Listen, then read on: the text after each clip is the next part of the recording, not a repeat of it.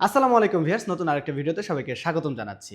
আজকের ভিডিওটা খুবই দুর্দান্ত যারা ফ্লাইটের অপেক্ষায় আছেন। এই মুহূর্তে আমরা কাতার থেকে যে নিউজটা পেয়েছি আজ ৯ মার্চ এবং কাল ১০ মার্চ এবং তারপরের দিন হচ্ছে ১১ মার্চ।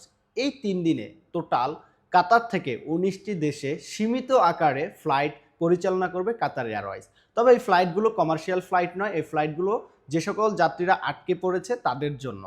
সো আমরা আপনাদেরকে আজকে জানানোর চেষ্টা করব কোন কোন দেশে কাতার এয়ারওয়েজ এই মুহূর্তে ফ্লাইট পরিচালনা করছে কাতার এয়ারপোর্ট থেকে। আজ ৯ মার্চ কাতার এয়ারপোর্ট থেকে কাতার এয়ারলাইন্স যে সকল এয়ারপোর্টে ফ্লাইট পরিচালনা করেছে সেগুলোর মধ্যে রয়েছে Seoul, Moscow, London, Delhi, Madrid, Islamabad, Beijing, Perth, Nairobi, Istanbul.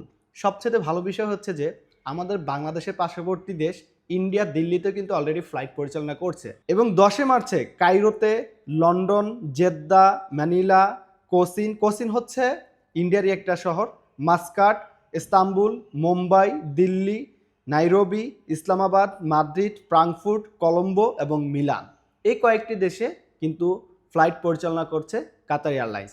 Even কি ১০ মার্চ এবং ১১ মার্চ এই ফ্লাইটগুলো আবার ওই দেশের থেকে যাত্রী নিয়ে রিটার্ন করবে কাতারে।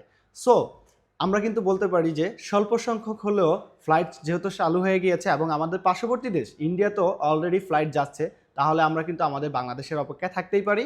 তাই আমরা বাংলাদেশের অপেক্ষায় আছি কবে বাংলাদেশে ফ্লাইট চালু হবে।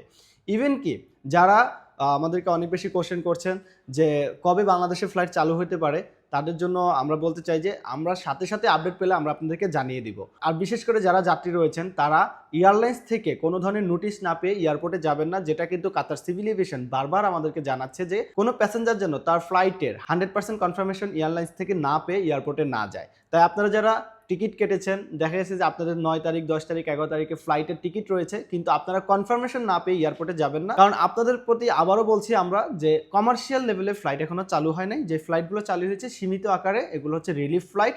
কাস্টমার যারা আটকে গিয়েছে, যে সকল প্যাসেঞ্জার আটকে গিয়েছে তাদেরকে রিলিফ করার জন্য, তাদের গন্তব্যস্থানে পৌঁছে দেওয়ার জন্য এই ফ্লাইটগুলো রয়েছে। এবং এই ধরনের ভিডিও পরবর্তীতে সবার আগে পাওয়ার জন্য আমাদের চ্যানেলটি সাবস্ক্রাইব করে বেল আইকনটা বাজায় রাখেন। সবার সাথে আরেকটা ভিডিওতে দেখা হবে। সবাই ভালো থাকবেন, সুস্থ থাকবেন। আসসালামু আলাইকুম।